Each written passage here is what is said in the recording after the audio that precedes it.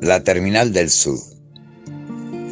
No hay dos mundos diferentes que bajo la apreciación de los sentidos coexistan en el mismo espacio y tiempo.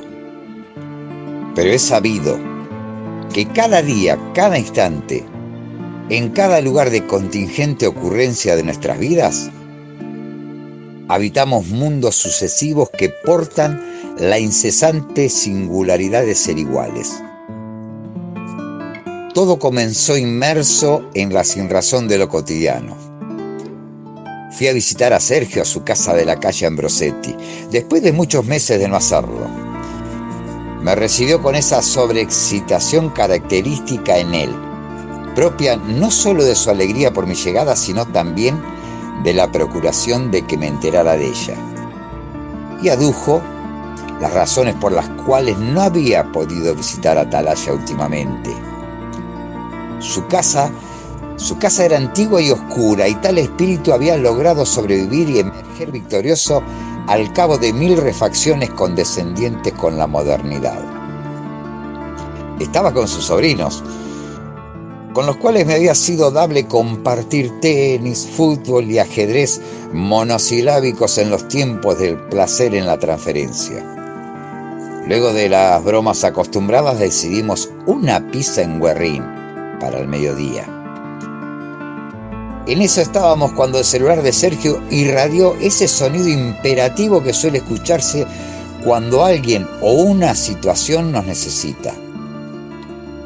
Siempre fiel a mi egoísmo, rara vez lo llevo conmigo, así como tampoco mi reloj. Tras 5 minutos de charla con alguien, acordó ir a buscar a una estación de tren abandonada hierros condenados al óxido final que utilizaría en una futura construcción. Me pareció que tal cambio abrupto de planes respondió al histórico cambio de planes de último momento que había caracterizado la existencia de mi amigo. De modo que sonreí y acepté acompañarlo. Sus sobrinos hicieron lo mismo, quizás con algo de fastidio, habida cuenta el desbarate de lo acordado inicialmente. Subimos a una antigua camioneta Ford que alguna vez pudo haber sido azul, con las herramientas de corte necesarias, y nos dirigimos a una estación de tren abandonada cerca de Tolosa. Tomamos la autopista hacia el sur y en breves minutos bajamos a un acceso secundario que nos condujo a ella. Estacionamos sobre pastizales amarillentos, descendimos y nos encontramos frente a un alto portón oxidado que nos costó abrir sin cadena, pero maniatado por hiedra y otras rastreras imperturbadas que habían logrado sepultar todo vestigio de huella humana. Ingresamos. La estación estaba atravesada por decenas de rieles y de tinglados excesivos sobre los mismos, ennegrecidos por un hollín salpicado de óxidos. Ya no existía el olor agrietado del carbón y los durmientes yacían sepultados por la gramilla que prosperaba sobre el balasto. Bajo la alta techumbre sobrevolaban pájaros ruidosos y por doquier dormían máquinas herrumbradas o despiezadas o incompletas. Nos dirigimos a la parte del complejo que daba al este, a los grandes galpones cerrados. En cierto momento me escabullí abandonando al grupo para contemplar a solas los objetos naufragados en aquel mar de tiempo líquido, tal vez para mantener insomne en mi interior el rencoroso y placentero dolor convocado por la antigua metáfora de lo que nace y perece. Me dirigí al lado sur, cruzando el andén principal y la derruida sala de espera. Caminando hacia tal punto cardinal, transité por unas vías auxiliares casi invisibles bajo el pasto. Jugué interesante seguirlas y tal elección no hubo de defraudarme. Detrás de un incipiente tala emergió una zorra de bomba, labrada de intemperies y rebosante de convolvulus, esa planta que derrama campanillas azules sobre lo que cubre. Siempre había admirado desde lejos a estas máquinas autónomas que desde chico me acercaban a los lúdicos temores de viajar sobre ellas, perseguidos por un tren sobre el riel único. Como surgiendo de algo largamente premeditado, la desembaracé de su prisión vegetal con ayuda de mi cortaplumas y subí a su plataforma. Miré hacia el sur. El empalme con la vía principal dormitaba su sueño inorgánico a menos de 100 metros. Tomé el propulsor como si fuera el de una máquina de gimnasio y lo estremecí hacia abajo y luego hacia arriba y nuevamente hacia abajo, después despertándola de su sueño de óxidos. Repetí tal derrotero. Mágica, pero no impensadamente, la máquina se deslizó sobre los rieles y a la cuarta o quinta vez sentí que ya no hacía falta hacer esfuerzo. Aminoré la velocidad en el empalme y pronto estuve sobre la vía principal, avanzando sobre vegetación corta que se iba robusteciendo adelante. Noté que el mundo solía verse más receptivo y quieto, visto de pie desde una máquina monosilábica que se desplazaba profanando el verde, dividida entre lo rectilíneo y lo serpenteante. Me vi así avanzando por la antigua vía muerta del antiguo ferrocarril del sur, hacia algún lugar de tal punto cardinal. Atrás iban quedando Sergio y sus sobrinos. El sol estaba enhiesto y vigoroso. Una animosa brisa del norte me acompañaba. Atravesé pequeños puentes, ya sin agua debajo, y vegetación enmarañada cubriendo mi cara. Debajo del terraplén en el que se hallaban engastados los rieles, el terreno se veía cerril. Me pregunté, ¿a qué distancia estaría a mi izquierda el río? ¿Y a qué distancia adelante estaría la cercana estación de La Plata? El tiempo se fue contrayendo y sucediendo más rápido, en ese deslizarse sin esfuerzo por la centenaria ruta dormida, como siempre suele sucedernos en el placer. No sería sino hasta dejar atrás un bosque de eucaliptus que el espaldón se hizo pronunciado y la vagoneta trepó por una pendiente. Cruzó un delgado puente de travesaños oxidados que juzgué proclive al pandeo y descendió abruptamente hacia un punto de múltiples rieles concurrentes. La dresina tomó el empalme prefijado que lo aguardaba desde hacía no menos de 5 décadas. A poco de internarme en esa vía, noté que gradualmente la vegetación se iba volviendo rica en tornasoles. Como un elemento prefijal de un caos sordo, iba descendiendo sobre ella una niebla de residuos cromáticos. Miré hacia el cielo. Arriba el sol se había vuelto de un amarillo insomne. Poco después, las cosas completaron su tapiz de colores. Colores descompuestos que creí jamás habían visto mis ojos. Todos los sonidos habían callado en el espacio ingrávido. Aún en mi mente no había cesado de desconfiar de mis sentidos cuando surgió una gran curva a la derecha que finalizaba en un túnel hambriento que a poco del ingreso se reveló excesivo. Al cabo de un recorrido en la penumbra bruscamente de parada que le vino en largo del túnel, luego de un recodo detonó en un embudo de azul a la salida. Algo de alivio me inundó entonces. La oscuridad suele oprimir. Rápidamente me abandonó al comprobar que el paisaje que aguardaba la salida era el mismo. Pensé en regresar, pero la inercia pasa a ser el principal rector de nuestros actos cuando luchan en paridad de fuerzas las componentes de una indecisión. Poco después, divisé una estación derruida. Pareció venir a mi encuentro como una proyección exánime de una sola dimensión. Produciendo un eco mínimo, atravesé su andén fantasmal. Alcancé a ver desencajada de su gozne la alta puerta de cedro y sus muros de ladrillo, habitados por un musgo de un color oscilante que desconocieron mis ojos. Los baldosones de su hall estaban hundidos y abrazados por las enredaderas. Una antigua locomotora dormitaba su sueño de óxidos, desencajada en rieles bajo algo que parecía había sido un galpón o el lado cóncavo de un tanque de abastecimiento de agua a mi izquierda. No fue sino al final del andén que pude leer apenas en el cartel de estación de letras blancas, que ya no eran blancas, que ya no contrastaban con el fondo negro, que ya no era negro, la leyenda Rufino de Elizalde. No sin un escalofrío, por breves instantes, un gozo advenedizo me invadió, una excitación febril de cuya causa, teniendo en miras la prosecución de mi relato, debería hablar ahora.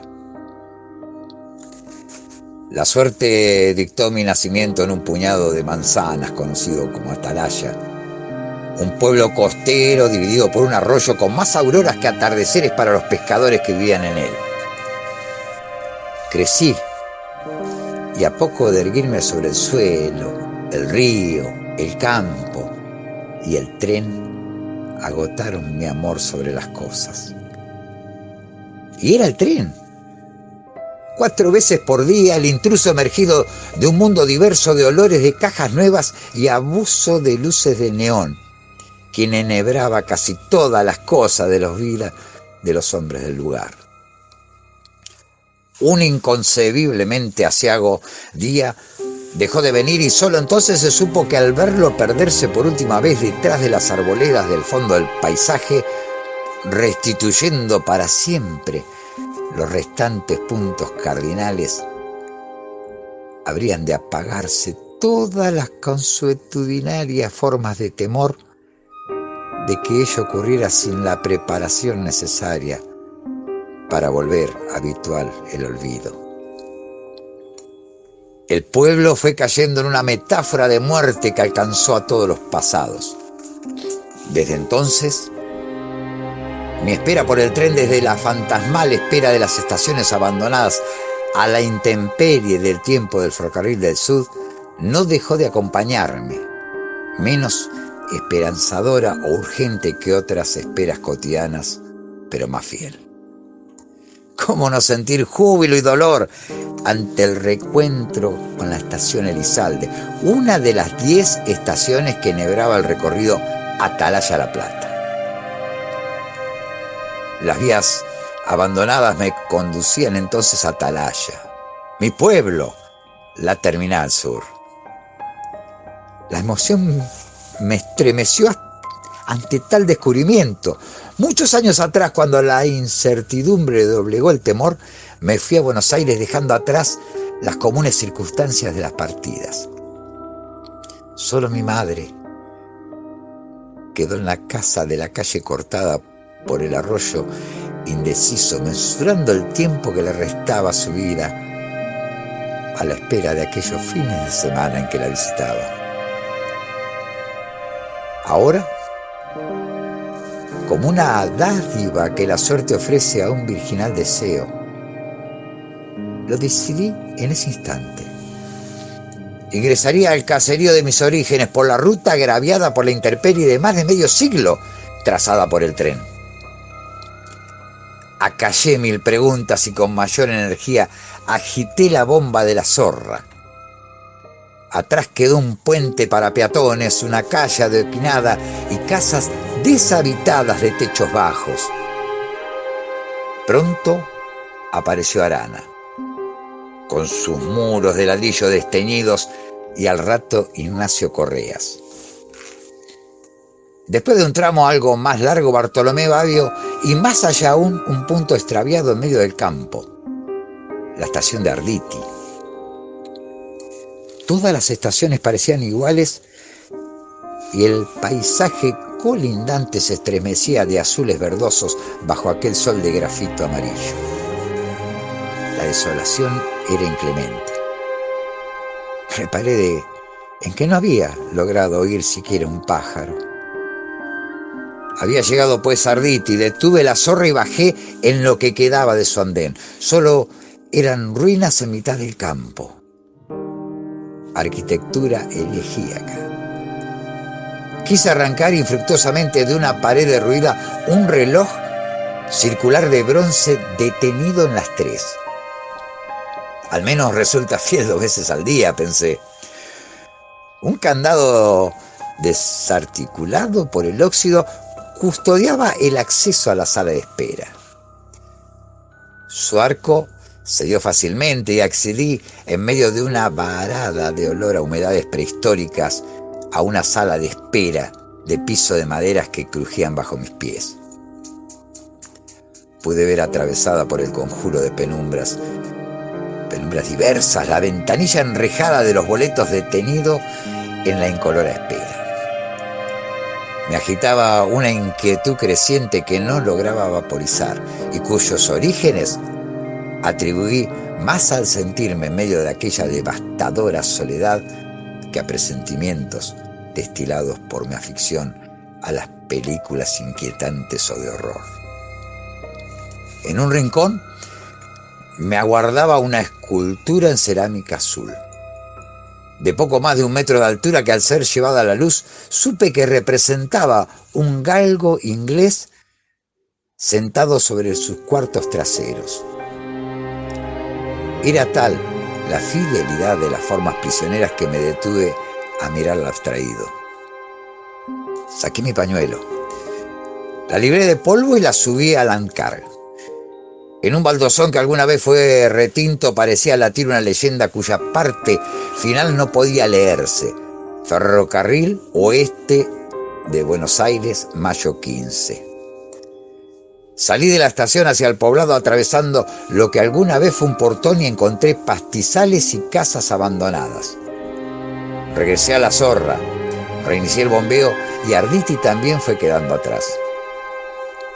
Una ojeada hubiera bastado para advertir las profundidades de aquella soledad encallada en el campo inmóvil que sobrevenía cada vez más atroz. Solo se oía el golpeteo de la manija de arrastre sobre la base. Faltaban durmientes en un tramo y había rieles sepultos por doquier. Pero la dresina impetuosa continuaba hollando aquel desierto de colores nebulosos con majestad. Pocos minutos después, detrás de un mulo de cardos emergió Empalme Magdalena, la antepenúltima estación del ramal.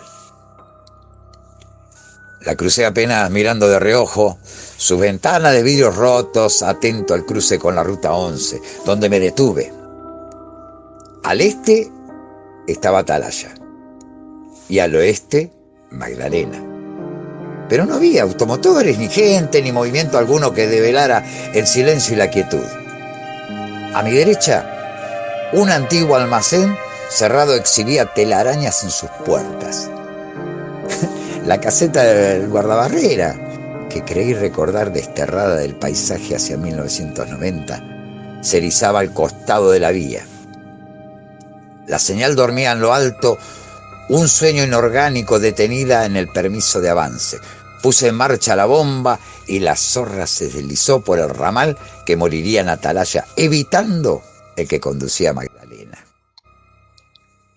Fue entonces que, ya adentrándome en los campos finales del declive hacia la costa, hizo presencia el fiel compañero que habría de compartir los avatares del viaje y a quien sin duda debo las alternativas de mi regreso. Absorto en la ausencia de convexidades, al principio me sobresaltó un suave golpe propinado en mis piernas.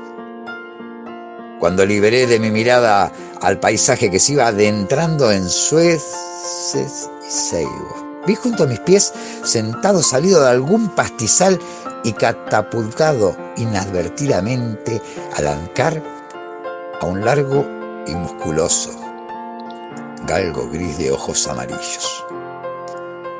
Dividido entre la contemplación del horizonte próximo y el animal, solo más tarde caería en el conocimiento de la desaparición de la escultura, que supuse por entonces arrojada al costado de los rieles por algún descuido. Uno más de quien narra. Detuve la zorra, me senté en el soporte y acaricié su pelaje corto y suave en medio del silencio unívoco. Noté que tenía en el pecho una mancha blanca. Al reiniciar el viaje, supe que contaba con su lealtad. Decidí llamarlo Gris. Con mi imprevisto compañero reposando sobre mis pies, sentí finalmente el olor del río. Ya me encontraba atravesando la arboleda detrás de la cual, desde la estación y medio siglo atrás, veía desaparecer el tren. La vía se volvía meandrosa, hasta que al atravesar el saucedal describía una trayectoria elíptica que derivaba en la recta final de un tricentenar de metros que llevaba al único apeadero, y que finalmente moría en los paragolpes de contención comunes a todo final de ramal. Instante después, me detuve en la estación de Atalaya. ¡Había llegado! Los característicos baldosones de recepción estaban cubiertos por plantas de hojas carnosas que no pude reconocer. Abrumado por el cansancio, contemplé la estación detenida en la tarde declinante, ajedrezada de amarillos azulados. También aquí no cantan los pájaros. Gris se posicionó a mi lado con un salto elástico. Lo sentí tenso y alerta. La estación yacía en un sopor de abandono total como las otras. Y como las otras, parecía flotar en un espacio derramado sobre cristales de hipnosis. El ala sudoeste del techo había comenzado a derrumbarse y los ladrillos habían sido escalados por la vegetación. El óxido de los candados me remitió a décadas de una espera que confiaba ya más en el derrumbe y la desilusión que en alguna forma de renacimiento. Estas visiones colisionaron con otras encalladas en mi memoria, me poblaron de imágenes confusas y me arrojaron a una concavidad de tiempos y espacios superpuestos. Inferí que era dudosa mi certeza de que la estación no estaba en ruinas según la recordaba. Una lúdica parábola de mi imaginación decidió que eran pormenores de la acumulación de distintos pasados, sin duda, sucedidos que no eludían cruzarse, pero que lo hacían en algún punto de concurrencia situado en las afueras de mi mente. Inmerso en esos quehaceres del pensamiento, salí de la estación, tomé la calle y doblé a la izquierda en la esquina. Las calles estaban vacías, pero en alguno de los porches de las casas había sillas y en alguna de las puertas bicicletas. Luego de caminar una cuadra divisé el portón de una entrada conocida. Detrás del muro bajo y la malla de alambre complementaria increíblemente, Cachín Trinidad, primo de mi padre, desde un sillón tijera miraba fijamente la calle, expuesto a aquel sol enfermizo. Todo cuanto yo era, y en parte era lo que habían registrado mis ojos y permitió mi mente, colapsó en ese momento, impensadamente proyectada sobre mi mente. La visión de aquel entrañable hombre muerto en la década pasada me sumió de un éxtasis de espanto y emoción. Aquí será menester que el lector proclive a la sucesión de hechos tolere una digresión. La posibilidad de un existir paralelo y asincronónico en un lugar común con el que había jugado mi mente desde que principió mi razón. Ahora vulneraba mi razón. Toda explicación fenomenológica reposa total o parcialmente en sucesos repetidos. Pero el ser,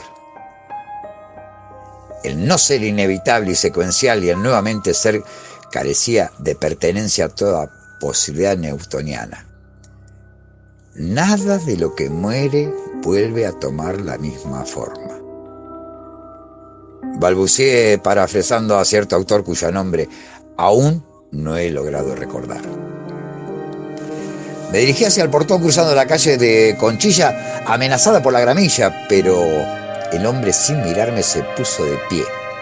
Entró en la casa y desapareció tras la puerta. Inútil fue multiplicar los llamados con el timbre y con mis nudillos en la madera después. La puerta no se abrió. Cuando me iba, creí ver un corrimiento tardío en los visillos de las ventanas. Seguí caminando por el centro de la calle, sin poder evitar evocar aquella otra desierta e insusceptible de expandir colores y sonidos de a la hora señalada. A poco de observar mejor las casas, a mi paso noté que estaban habitadas y sentí que los habitantes me observaban, atrincherados tras los muros. La atmósfera me era extraña. Estaba en el aire húmedo, lo sentía. No sin ironía me pregunté por la hospitalidad consuetudinaria de la gente del pueblo. Escenarios fraudulentos y similares parecían superponerse a la geografía preexistente en mi memoria. Volví al hecho de que el primo de mi padre se contaba doblemente entre los vivos y los muertos.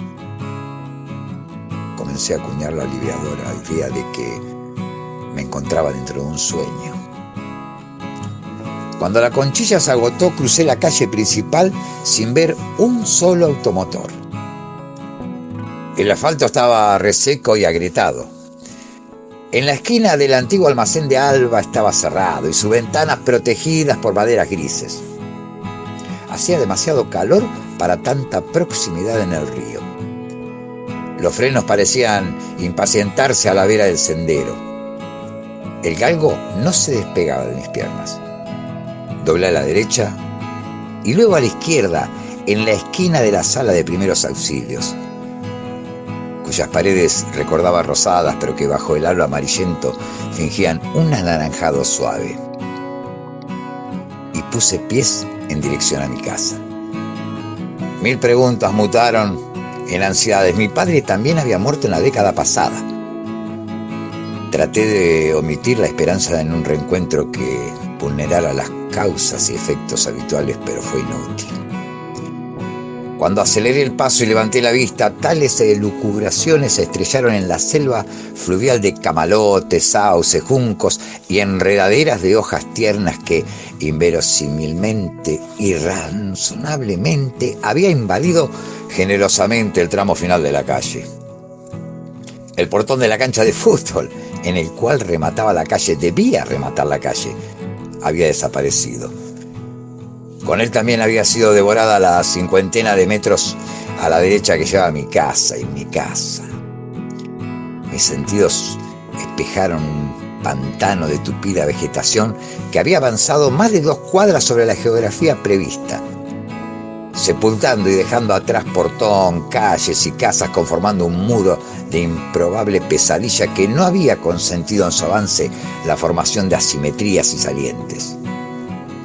De inmediato pensé en una expansión del arroyo que serpeaba medio kilómetro atrás, debido a la contaminación vil, pero cuando llegué a los límites impuestos, su amenazante y variada espesura me hizo descartar tal presunción. Me fue dable pensar en que aquella selva era preexistente a todo, aún imposiblemente al paisaje que reclamaba mi mente. A mi derecha, en la calle, las lianas ya tocaban la pared lateral de la centenaria casa que alguna vez alquilaron los padres de Norma Quintana y desde cuyos escalones habíamos compartido atardeceres de un verano de inocencia y naipes. En algún punto, extraviada en el verde amarillento, debía encontrarse mi casa. Gris ladraba furiosamente a la espesura. Elegí un punto en el follaje y lo atravesé, pero la impotencia pudo llegar más lejos. Recorrí unos pocos metros luchando contra la fronda opresora para lograr avanzar en aquel espacio sin luz hasta que mis pies encontraron agua y fango en pronunciado declive y entonces desistí. Volví con medio cuerpo empapado. Sobre un sauce fronterizo vi un cartel pequeño que rezaba: «Cuidado, yararás». Retrocedí por la calle hasta la primer transversal, la cual tomé buscando otro camino para llegar a mi casa. Al doblar a la izquierda pude apreciar que el muro verde amarillento se extendía implacable hasta donde mis ojos podían ver. La blanca casa americana de Tommy Copello, mi vecino y amigo, rodeada por el arroyo Buñirigo, como la mía, y el paisaje impar había sido ocultada o hundida en el Senegal, o, temí suponerlo, nunca había existido. Cierta superstición afirma que cuando dentro de un sueño logramos saber que lo es, infaliblemente despertamos. Con los ojos entrecerrados y en cuclillas traté de despertar abrazando a Gris para que no se desvaneciera en el trance. Pero la realidad agobiante persistió. De nada sirvió duplicar que todo suceso ininteligible inevitablemente deriva en alguna forma de conocimiento. La ignorancia y la intemperie negadas ahora me aterraban. Di media vuelta y tras caminar 2 cuadras encontré nuevamente la calle principal. Todo seguía inmóvil, desierto, en silencio. Allí estaba la iglesia, como lo había estado desde 1789, pero ahora cerrada y con pastizales en la entrada. En forma más mecánica que ausente cubrí los 200 metros que me separaban del puente. Eso a mi izquierda. Allí el pueblo, repito, en mi memoria, se cindía dividido por el arroyo y al norte nacían las chacras. No me extrañó que el puente estuviera derrumbado y partido en 2 y que en la monstruosa V que describía tuviera su vértice clavado en el pantano y opusiera solo una mitad visible. Espeluznantemente, el muro de vegetación fluvial había ocupado el canal y su espesura había sepultado al lado del norte del pueblo.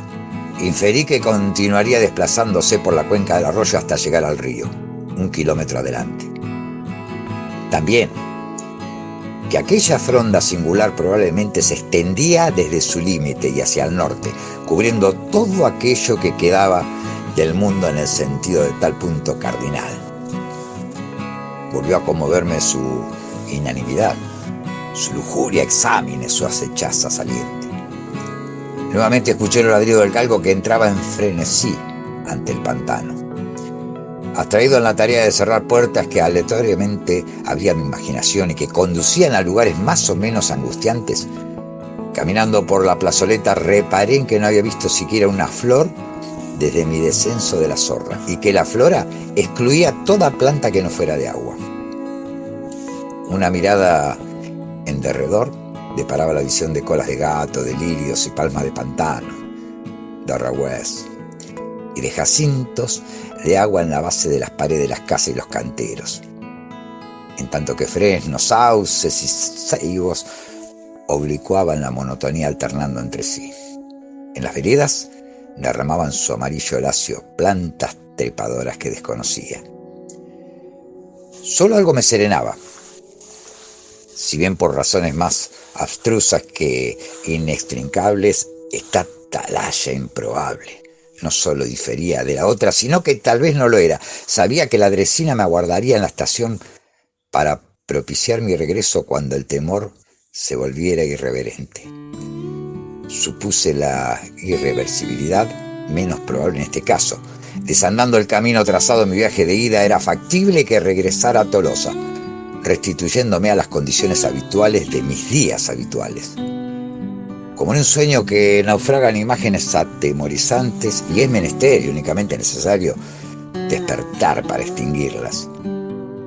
Esperaba de mi regreso la dádiva aliviadora de la restitución a mi realidad consuetudinaria. Una vez pensando esto, me dirigí a la estación. Noté un vidrio roto en la casa de los Carman, por donde se había filtrado la especie de hiedra de hojas carnosas presente donde quiera que fuera, y vi en estado de abandono el almacén de los Neira, más allá de la obviedad inmóvil de estar cerrado. El hall de los Trinidad estaba vacío. La soledad definitivamente había ganado el pueblo, merced a esa ausencia genérica de personas que lo uniformaba. Me turbó la idea de seguir caminando e ir golpeando a las puertas de las casas de residentes conocidos. pero desistí de llevarla adelante porque los tornasoles ya se apagaban con las primeras sombras.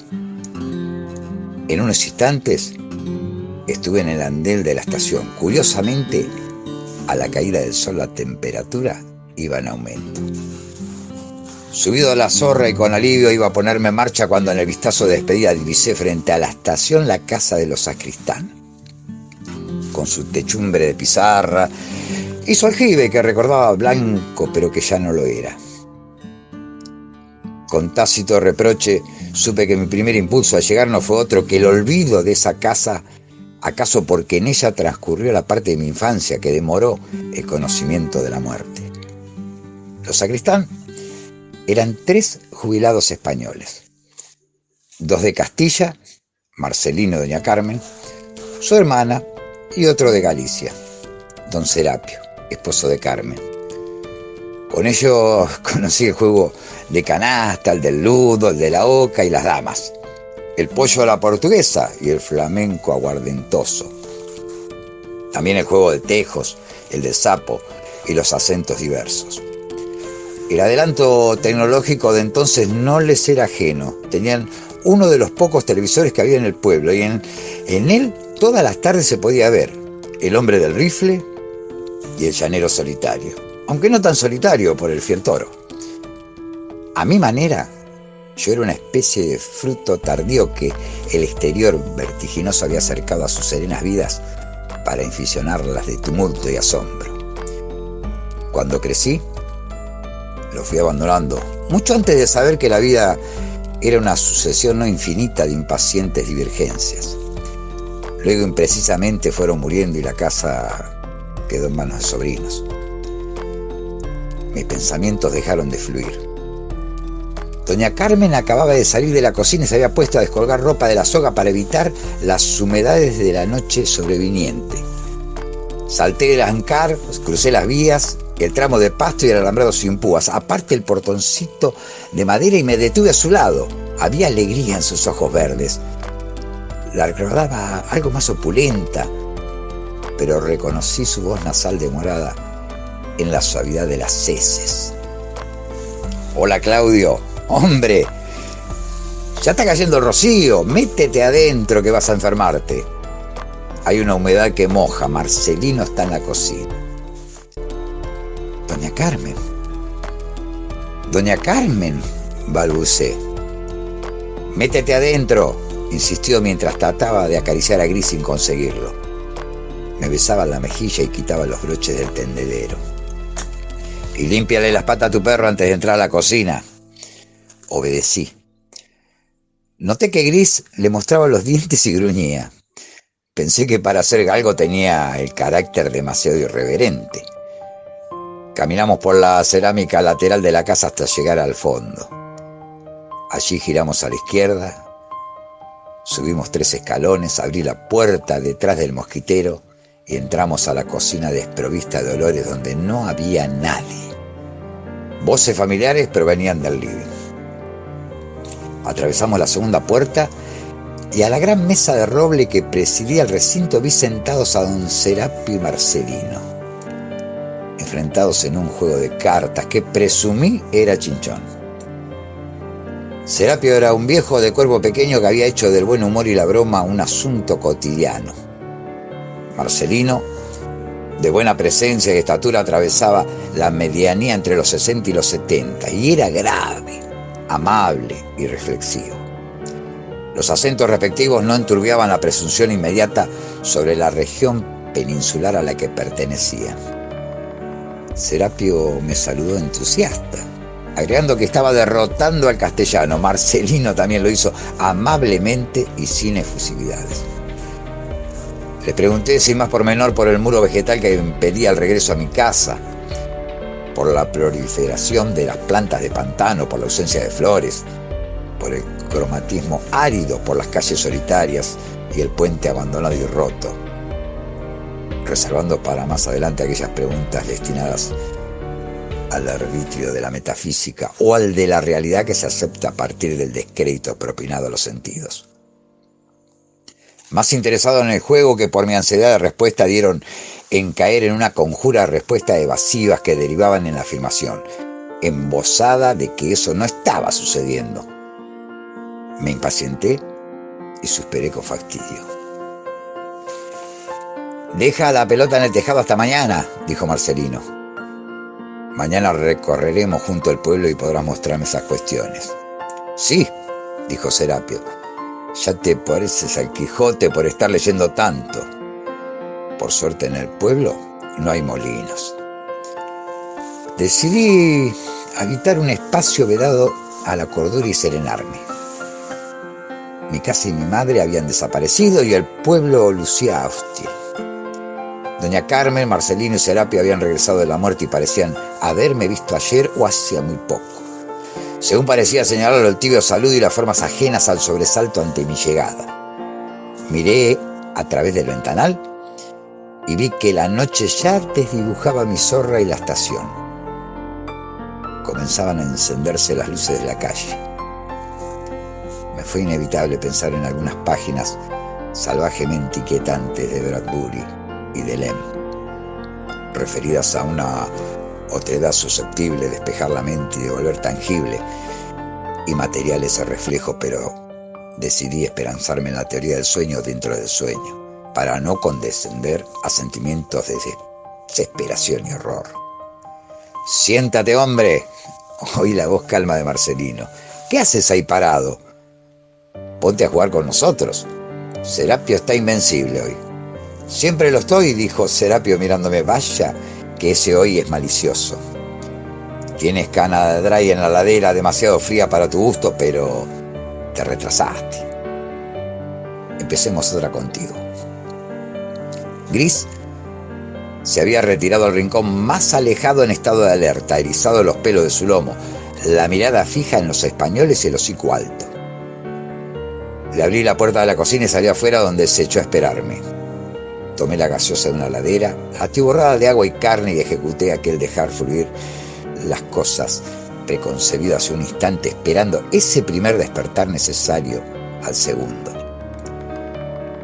Estábamos ya jugando el segundo chinchón cuando doña Carmen irrumpió con un delantal floreado anunciando la cena próxima. La pleamar invasora de la noche había rodeado la casa. «Claro que te quedarás», me dijo, con ese aire lento pero no fatigado que yo le conocía, desautorizando cualquier réplica. «Hay carne al horno y panqueques». «¿Desde cuándo tienes ese galgo?» «Tiene mal carácter». Quise darle algo de comer, pero no me dejó acercar. «Hace muy poco», respondí, «aún no los conoce». Estábamos terminando el juego cuando golpearon las manos a la puerta de la cocina. Una mujer morena, entrada en carnes, ingresó al living. La reconocí de inmediato, era Juanita, la viuda del verdulero. Amante otoñal de Marcelino y arquetipo rápidamente apreciable de todas las amantes voluntariosas en tratar de ser amadas. Saludó efusivamente a todos y me besó la mejilla sin preguntarme nada. Entendí que estaba invitada también a cenar, pero creí notar que era recibida por todos con una familiaridad no exenta de frialdad. Si bien todo amor es asimétrico, insoslayablemente el que sostenía con el hombre de Castilla, que se dejaba amar a cambio de unas tardes de pasión tardía, autorizada por una irrenunciable creencia en la legitimidad de lo volitivo, lo era desproporcionadamente. Recordé que a la muerte de Marcelino el vapor de su perfume de bajo precio jamás había vuelto a sentir, si solo el tiempo pudo librar de la ficción a las versiones sobre su paradero. Y ahora también estaba allí. Los naipes fueron guardados en una caja forrada de paño. Doña Carmen, con mi ayuda, puso los enseres necesarios sobre un mantel cuadriculado. Una carne inodora fue servida. Su sabor mutaba incesantemente, pero decidí comerla. Durante la cena se habló animadamente de la mejora asfáltica que se había hecho en el camino que llevaba a casa del intendente, cuyo costo había recaído en cabeza de los contribuyentes, de los vinos baratos y buenos y de los vientos que barrían hacia el océano el material orgánico, amenazando con transformar a España en una meseta árida. La conversación era laxa y fluía una y otra vez hacia lo genérico. Para sorpresa de doña Carmen, rayana en la indignación, Rechacé el panqueque con palabras de agradecimiento y de excusas. «Provecho», exclamó doña Carmen. «Nunca lo hubiera creído de ti». Luego de ofrecerle en vano las obras de la cena gris, salimos al porche trasero y nos sentamos alrededor de su mesa circular a beber el café. Rodeado de macetas saturadas de plantas acuáticas, contemplé la noche.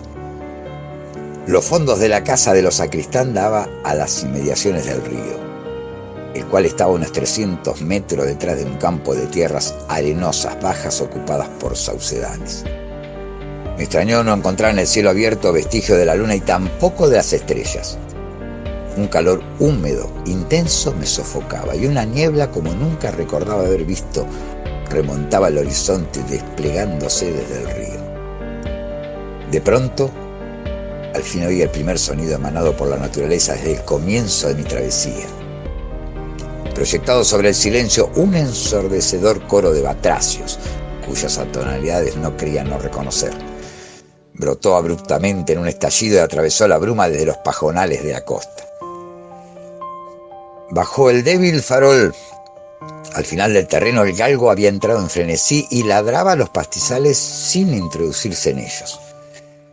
Di en pensar que aquella temperatura de pie de volcán era infrecuente en el pueblo. Infrecuente era vara, pero dicha para morigerar el temor. Como así también aquellos vapores y al croar monstruoso. Mi remera estaba empapada, había adormecido el juego del sapo en la galería y me permití la ironía de suponer que era el juego apropiado para esa noche.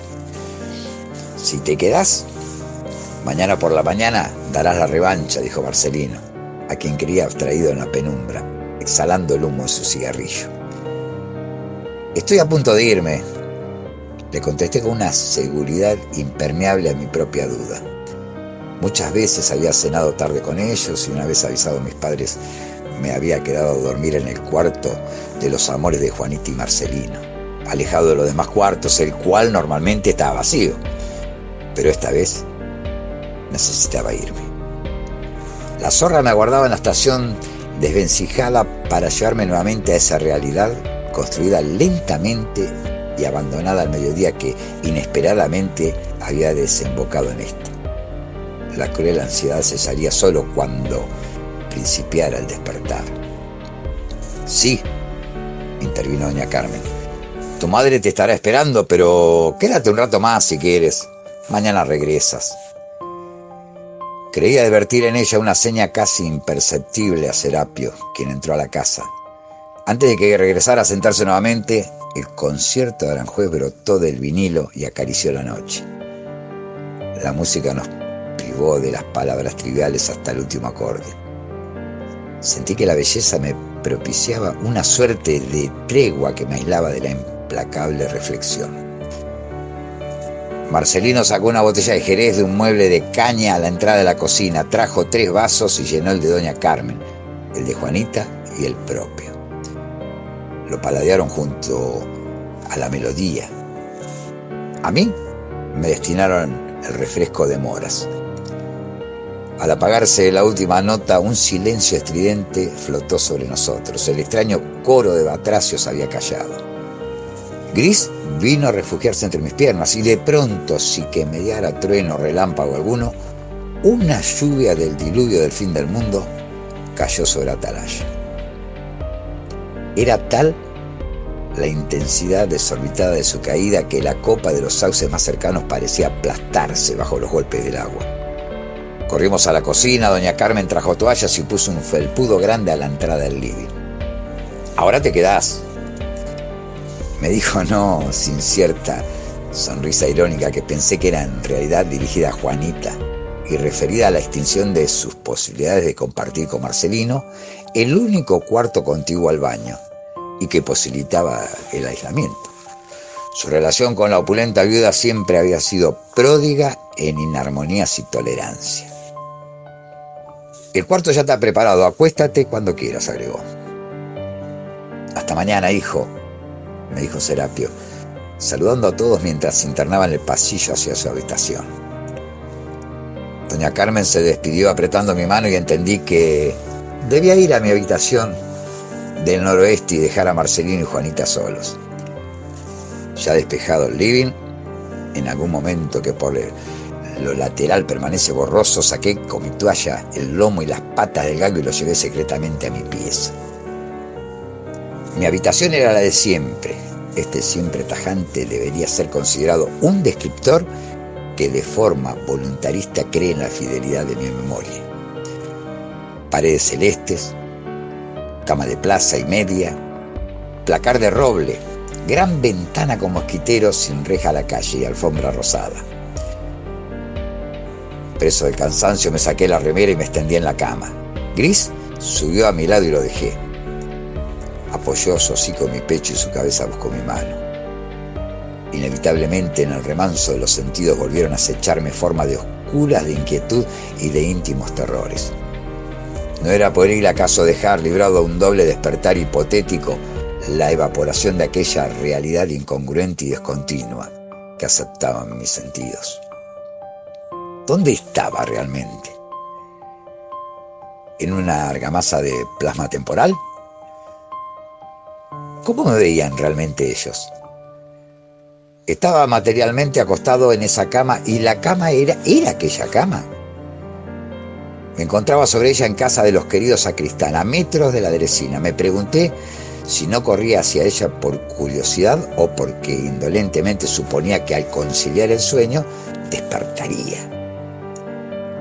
La desnuda impotencia a vencer no carecía de nombre y cíclica. Recurrentemente ese nombre laceraba mi mente, inalcanzable y feral, con cada una de sus letras fugitivas. Realidad.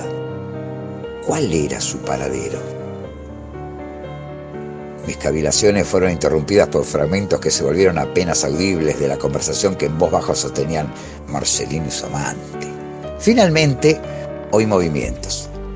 La puerta del frente que se cerraba y los pasos finales del castellano hacia su habitación. Seguía lloviendo de igual forma, descorrí las cortinas y miré afuera. La calle estaba inundada y el agua corría buscando las zanjas tapizadas de arrogueas. La figura de Juanita, quien recién había abandonado la casa, irrumpió en la calle bajo la luz mortecina del farol. Resultó inevitable caer en la forma de su paso aún cadencioso y la ropa adherida al cuerpo tardío. Consideré la dudosa presencia de la hidalguía manchenga de Marcelino al enviarla bajo la lluvia desprovista de compañía y paraguas. Pues bien, amable lector, aquí llego a una instancia de mi relato en la que lo inverosímil estalla en un paroxismo de puntos sucesivos donde cada uno de ellos se encarama por sobre el anterior. Al avanzar Juanita por el cemento de calle, intermediario entre un farol y otro, un tramo de sombra atravesó su recorrido. Mis ojos lo siguieron hasta volverse infieles. En la turbiedad de esa penumbra lacerada por la lluvia, lo que hubo de llegarles hizo que el horror me paralizara. Ahora, desde un presente poblado de seguridades, traté de describir lo que vi sin caer en las exageraciones destinadas a la sorpresa del otro. ¿Qué permite ese presente? En las iteraciones que propone el miedo, que no es todos los miedos, sino este miedo susceptible de volver excéntrico el eje de mi mente. Estremecida por franjas de distintas gradaciones de la sombra, Juanita comenzó a transformarse de pronto en una horripilante presencia, y luego otra vez en Juanita, y luego nuevamente en esa misma horripilante presencia, hasta perderse tras los cortinajes de la lluvia y la oclusiva noche. Detrás de la ventana las piernas me temblaron. A mi mente fue inevitable. Acudieron recuerdos de las descripciones de monstruos perpetrados por Lovecraft y más recientemente por Susan Collins, blasfemias oníricas, evasivas de cualquier reconocible forma.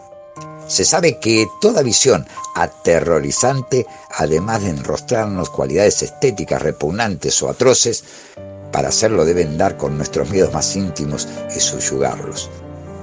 Se produce entonces esa creencia en la ausencia de todos los refugios que un declive final del latín expresa como terror. Dicha creencia, pese a haber hecho carne en mí devastadoramente, no solo no logró omnibular mi memoria, sino que imprimió en ella aquello que vi sin la posibilidad que fuera dable ser borrado algún día. La bestia que creí ver y que más tarde supe que había visto era un gigantesco animal de tipo anfibio, de forma genéricamente parecida a la humana y de una robustez ilegítima aún para su altura. Su piel se asemejaba a los de grandes saurios, sus palmas y sus pies eran membranosos y rematados en grandes garras, pero era su cabeza maciza, cuyo tamaño excedía la más generosa tolerancia a la desproporción, la culminación de la profanación a todo lo conocido.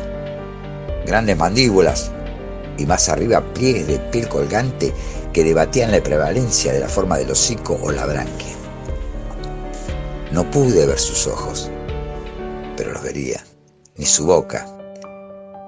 El conjunto aterrador me hizo pensar, pude pensar, en una abominación estatuaria destinada a representar una deidad pagana que simbolizaba un mal que no solo era ausencia del bien o su reverso, sino que lo era en sí mismo. Con la respiración entrecortada miré varios minutos fuera de mí, la calle solitaria bajo la lluvia. La metamorfosis de Juanita no era más que humo en la brisa. Si yo despertaba, me tiré en la cama pesadamente y Gris se acurrucó a mi lado. Un poco aturdido por la inclemencia del día, estaba tratando de reagrupar mis ideas como meta primigenia para lograr un estado anterior necesario a la formulación del pensamiento, cuando caí en la cuenta de que pensar en abrir verdaderamente mis ojos ya resultaba insuficiente para contener aquella marea de terror que me anegaba. Nuevos elementos me lanzaban sus agresivos demonios. ¿Y si el sueño fuera el otro? ¿Y si yo jamás hubiera habitado la atalaya recordada y esa atalaya hubiera sido construida con jirones de esta? ¿Y si los sacristán fueran en realidad monstruos como aquel en que se transformó Juanita? ¿Y si yo también en realidad lo era? En este punto decidí negociar con mi inquietud y abandonarme a la suerte. Solo comenzó a importarme cansancio. Afuera continuaba la música impaciente de esa imponderable lluvia. La piel de Gris era cálida y suave. Resulta indeterminable el momento en que huí de mi delirante vigilia por los pasadizos del sueño. Mi posterior caída hacia la nada, mi moverme hacia un costado para eludir la humedad de la lengua amistosa. Suspendido en la ingravidez, el tiempo no sucedió. Solo cuando oí como desde el fondo de un pozo los ladridos de la furia de Gris, volvió a ser mensurable. Abrí los ojos, estaba yo allí todavía. Un escalofrío recorrió mi cuerpo y mi mente se erizó al instante. La luz vacilante de la calle se filtraba por las cortinas entreabiertas y trazaba un rectángulo de suave ausencia de la sombra que en parte trepaba sobre la puerta. El galgo ladraba en esa fracción de luz. Recordé haber cerrado con llave y me cobijé por un momento en ello, con el mismo desdén voluntarista que el avestruz necio. Pero un instante después, toda consideración se dio paso al terror más profundo. Una explosión sorda reverberó en las paredes de la habitación y un pedazo de la puerta voló por los aires. De inmediato vi las garras de una mano prehistórica atravesar el hueco creado buscando el picaporte y la llave. No me atrevo aún hoy a describir, pero lo haré apenas. Aquella mano inmensa cubierta de membranas que flameaban, su gruesa piel verdosa, su verde perturbado por estrías amarillas. Extremidad intrusa de una criatura de diversa etapa evolutiva que la mía y que venía por mí. De nada sirvió el argumento ad consequentium, referido a que si todo era un sueño, ese monstruo no podría lastimarme o matarme. Salté de la cama al mismo tiempo que la criatura abría la puerta y durante un instante pude verla claramente. Reitero, bajo riesgo de aburrir, que son recuerdos que laceran mi mente enclavados en el horror más profundo. con un porte generosamente excesivo, al dintel de la puerta era similar a la de la mutación de Juanita, solo que ahora sí vi la parte frontal de aquel segmento de blasfemia que, para honrar ese código simbólico al que nos referimos como idioma, llamaré cara. Sus ojos eran amarillos y sus pupilas rojas, pero quizás el más horripilante de su rasgo lo constituía una boca inmensa, oculta tras infinidad de pliegues membranosos que, al ser descorridos, seguramente lo último que verían sus presas, pensé entonces, aunque no era dable pensar, descubrían infinidad de dientes desmesurados como puñales pintados de un amarillo sucio. Bajo mi mirada, y como ya sucedió con Juanita, antes de atravesar los claroscuros para abalanzarse sobre mí con los dientes descubiertos fingiendo una siniestra sonrisa, su imagen devino en Marcelino. Y de inmediato nuevamente la criatura curiosamente alcanzó a recordar un mechón de celuloide verde adherido a la parte superior de su cabeza. Antes de que se quitara de encima el galgo de un zarpazo que lo arrojó a mis pies, yo había logrado establecer cuál era mi solitaria opción. Tengo algo más de 60 años, pero el deporte distrajo mi tiempo con asiduidad. Y más que probablemente eso haya integrado las razones concurrentes por las cuales sigo aún con vida y vierto este relato en el lector. Me arrojé sobre el mosquitero de la ventana y lo atravesé con mi cuerpo, arrancando maderas y tejidos para caer sobre el cerco de ligustrinas que daba a la calle. Sentí ardor en mi espalda, me puse de pie y corrí hacia la estación del tren. La lluvia furiosamente copiosa seguía cayendo. Todo lo que alcanzaba a divisar y hasta intuir había sucumbido ante una inundación que no había consentido vestigios insulares. Solo las pertenencias del ferrocarril permanecían a salvo, dado que habían sido dispuestas en la parte más alta del pueblo. Corrí, casi enloqueciendo con el agua en mis rodillas. A mi lado apareció Gris, comprimiendo y expandiendo su cuerpo elástico para avanzar más rápido. Todo era agua, oscuridad, terror hostil a la inacible cordura. Cuando saltamos el alambrado divisor de la estación, divisamos a 3 criaturas que ponían afán en perseguirnos a una 50 de metros y que por momentos eran Doña Carmen, Marcelino y Serapio Sacristán. Fuimos más rápido, salimos de las aguas, saltamos el andén y subimos a la zorra.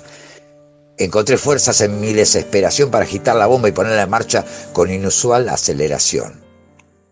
A mi derecha, en la calle paralela a las vías, bajo el último farol anémico después del cartel de la estación, una criatura estaba devorando a un ser humano. Próximo a la pérdida de la razón, me descubrí insensible. Huimos hacia la noche, profanando 1000 oscuridades. A poco de marchar, el olor del río llegó hasta mí. Antes de la curva y del saucedal paró la lluvia, entonces escuché el coro ensordecedor de batracios otra vez.